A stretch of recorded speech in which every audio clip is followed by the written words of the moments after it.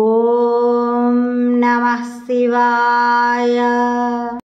ब्रह्ममुरारिसुरार्चितलिङ्गं निर्मलभासितशोभितलिङ्गं जन्मजदुःखविनाशकलिङ्गं तत्प्रणमामि सदा शिवलिङ्गम्।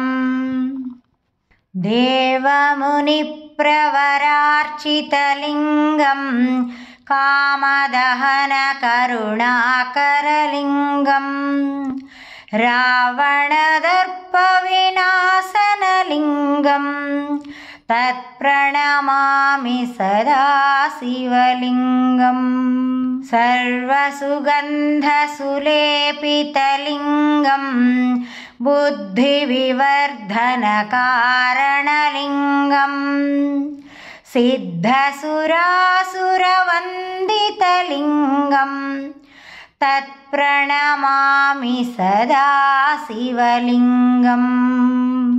कनकमहामणिभूषितलिङ्गं फणिपतिवेष्टितशोभितलिङ्गं दक्षसुयज्ञविनाशनलिङ्गं तत्प्रणमामि सदा शिवलिङ्गम्।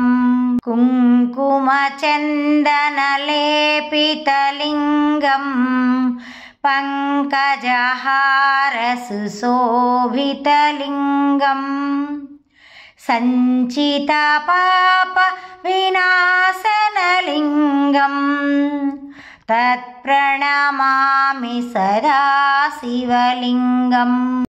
देवगणार्चितसेवितलिङ्गं भावैर्भक्तिभिरेव च लिङ्गं दिनकरकोटिप्रभाकरलिङ्गं तत्प्रणमामि सदा शिवलिङ्गम्।